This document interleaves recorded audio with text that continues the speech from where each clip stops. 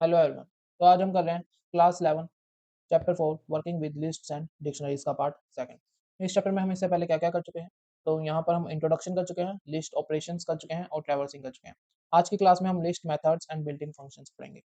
तो जो पाइथन है उसके अंदर कुछ बिल्ट इन फंक्शंस होते हैं, जैसा कि मैंने आपको चैप्टर 3 में बताया था। तो लिस्ट के लिए जो स्पेसिफिक फंक्शंस होते हैं, जो लिस्ट में काम आते हैं, जब हम लिस्ट के ऊपर काम करते हैं, तो वो जो बिल्ट इन फंक्शंस हैं उनको आज हम स्टडी करेंगे और उनको जानेंगे कि वो क्या होते हैं। तो हम सबसे पहले स्टार्ट करते हैं प्रैक्टिकल से, उसके बाद हम थ्योरी पर आएँगे वापस। एक बार प्रैक्टिकल में आप इनको अंडरस्टैंड कर लेंगे, ये कैसे यूज़ होते हैं, उसके बाद आपको थ्योरी बहुत ईज़ी लगेगी और याद करने बहुत ही ईज़ी लगेगा। तो सबसे पहले हम जानते हैं कि लिस्ट कैसे क्रिएट की जाती है। तो लिस्ट का मैंने नाम रखा है लिस्ट 1 और उसके बाद हम स्क्वायर ब्रैकेट्स के अंदर वैल्यूज़ रखेंगे जो हम लिस्ट के अंदर चाहते हैं। तो मैंने जो वैल्यूज़ रखी हैं वो है 10, 20, 30, 40 एंड 50। ये मेरी एक लिस्ट बन गई। अब मैं जानना चाहता हूँ इसमें कितने एलिमेंट्स हैं। जैसे ये तो छोटी-सी लिस्ट है, इसमें मैं पढ़ सकता हूँ कि यहाँ पे 5 एलिमेंट्स हैं। लेकिन एक बहुत ही लंबी लिस्ट है, तो उस केस में मैं क्या करूँगा, एक बिल्ट इन फंक्शन का यूज़ करूँगा जिसको बोलते हैं लेंथ। वो मुझे बताएगा कि इसके अंदर कितने एलिमेंट्स हैं। तो उसको यूज़ करने के लिए मैंने सबसे पहले प्रिंट फंक्शन का यूज़ किया है और उसके अंदर लेंथ और उसके अंदर लिस्ट का नाम। अब मैं इसको F5 प्रेस करूँगा तो ये मुझे बताएगा कितने एलिमेंट्स हैं, दैट इज़ 5 एलिमेंट्स इसके अंदर हैं।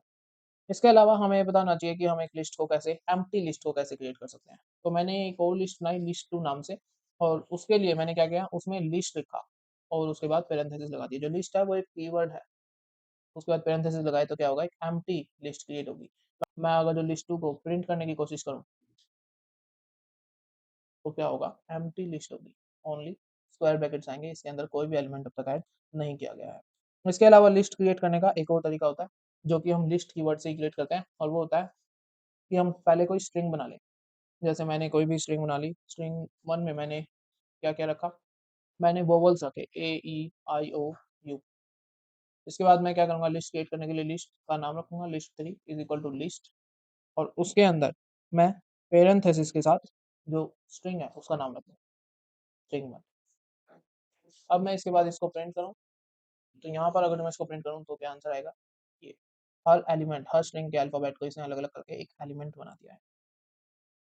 ये हमने 3 तरीके जाने कि हम कैसे लिस्ट को क्रिएट कर सकते हैं। अब हम जानते हैं कि हम लिस्ट के अंदर एक पहले से जो बनी हुई लिस्ट है उसके अंदर और एलिमेंट्स कैसे ऐड कर सकते हैं। तो मैं इनको हटा देता हूँ, ये प्रिंट लिस्ट 2 और इसके अलावा मैंने ये हटा दिया। इनको हम बाकी जितने भी फंक्शंस होंगे उन सब में बिल्ट इन फंक्शंस में यूज़ करेंगे, इसलिए मैंने इन 3 लिस्ट को नहीं हटाया है, ये ऐसे ही रहेंगी। जो नेक्स्ट फंक्शन है वो है अपेंड फंक्शन। अपेंड फंक्शन क्या करता है, ये जो भी एलिमेंट है, जो भी एलिमेंट मैं इसको दूँगा अपेंड फंक्शन के अंदर, उसको जो लिस्ट है उसके लास्ट में अपेंड कर देगा, मतलब उसके लास्ट में जोड़ देगा। और अगर जो मैं इसको कोई लिस्ट दे देता हूँ अपेंड करने के लिए, तो ये उस लिस्ट को एक पुरानी लिस्ट के अंदर ऐड कर देगा। फॉर एग्ज़ाम्पल अगर मैं आपको दिखाऊँ, तो मैंने क्या किया, मैंने किया लिस्ट 1 डॉट अपेंड और इसके अंदर मैंने न्यू एलिमेंट रख दिया। न्यू एलिमेंट मैं कौन-सा रखना चाहता हूँ? मैं चाहता हूँ कि अभी मुझे एक और एलिमेंट 60 इसमें डाल दे। फिर उसके बाद मैं प्रिंट करता हूँ, प्रिंट लिस्ट 1 तो मेरे पास न्यू लिस्ट आ जाएगी, दैट इज़ 10, 20, 30, 40, 50, 60। तो ये एलिमेंट क्या हो गया? अपेंड हो गया। अगर जो मैं इसमें कोई एलिमेंट की बजाय कोई लिस्ट डालता हूँ, तो वो भी हो सकता है। यहाँ पे मैंने क्या किया? यहाँ पे ये लिस्ट क्रिएट कर दी, इसमें 60 और इसके अलावा 70 है। अब मैं इसको F5 करूँ तो क्या होगा? एक लिस्ट टेक्स्ट ऐड हो गई 60 और 70।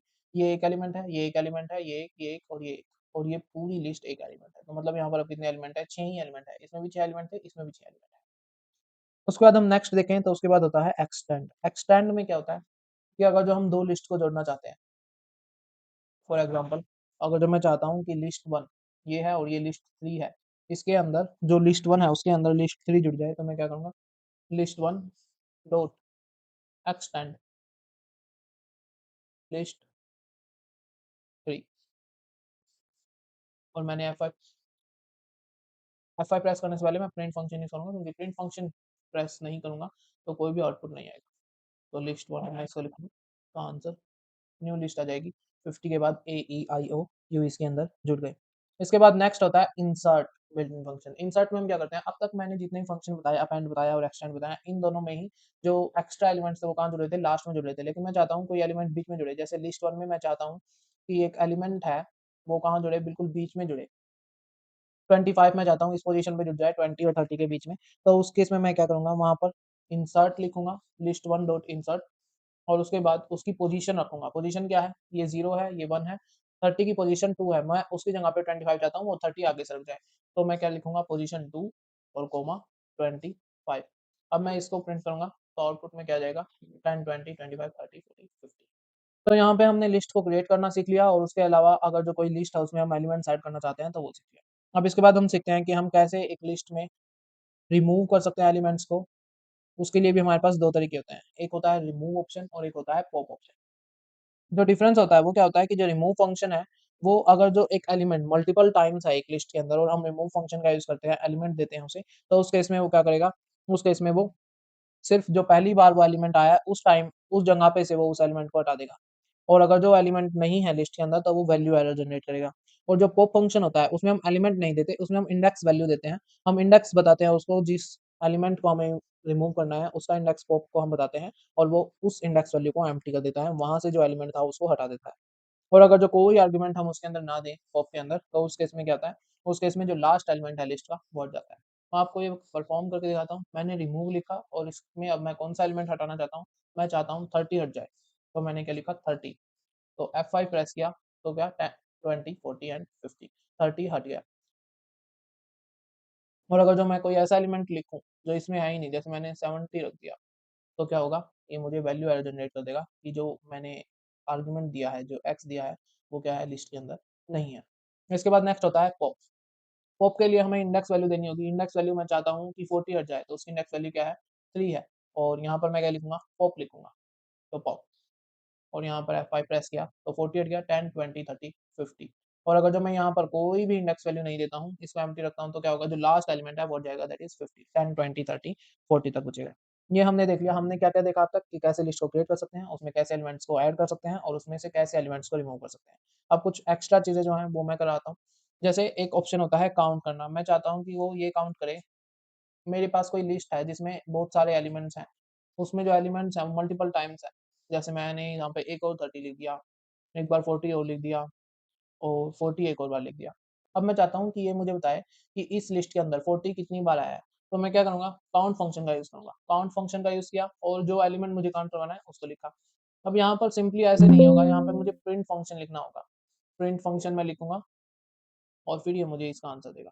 प्रिंट फंक्शन मैंने लिखा, तो 3 बार 40 है इसके अंदर। मैं इसको मैं हटा देता हूँ। इसके अलावा काउंट में अगर जो हम कोई भी एलिमेंट ना लिखें, तो क्या होगा, अगर जो हम काउंट फंक्शन में कोई भी एलिमेंट नहीं रखते हैं, तो वो क्या करेगा, वो एरर टाइप देगा कि कोई भी आर्गुमेंट इसके अंदर पास नहीं हुआ है। और अगर जो मैं कोई ऐसा एलिमेंट रखूँ जो है ही नहीं, तो उस केस में वो क्या करेगा, वो देगा 0, ये एलिमेंट इसमें एक बार भी नहीं है। एक होता है फाइंड, फाइंड को लेकिन हम फाइंड नहीं लिख सकते, उसकी जगह पे हमें क्या लिखना होता है, इंडेक्स लिखना होता है। मुझे कोई एलिमेंट पता करवाना है कि वो एलिमेंट कौन-सी इंडेक्स वैल्यू पे है, तो उस केस के लिए मैं इंडेक्स लिखता हूँ। इसको हम बोलते हैं फाइंड करना।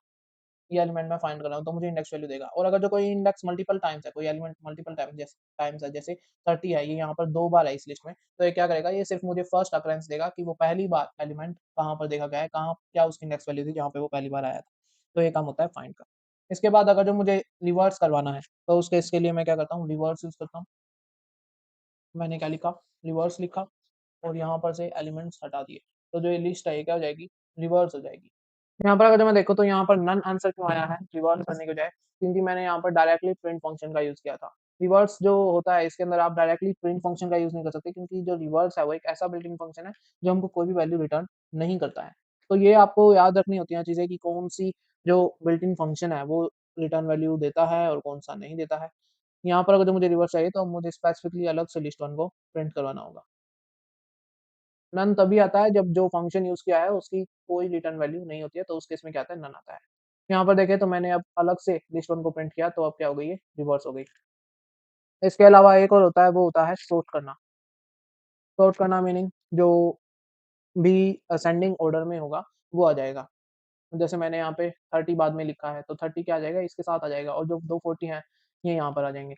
तो मैं सॉर्ट लिखूँ अगर जो यहाँ पर, तो इस केस में क्या होगा, ये सॉर्ट कर देगा। 10, 20 फिर 2 बार 30 फिर 40 भी आ गया आगे और 50 लास्ट में चला गया।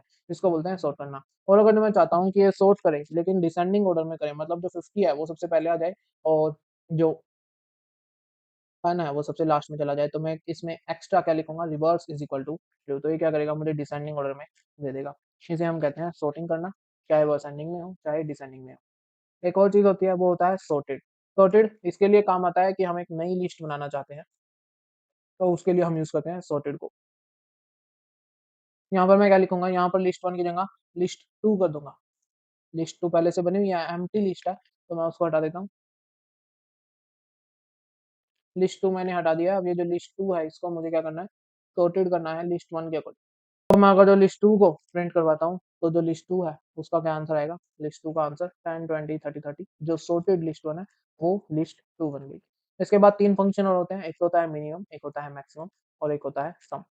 मिनिमम क्या करता है, जितने भी नंबर्स हैं उन सबका मिनिमम जो है उसको फाइंड करके देता है।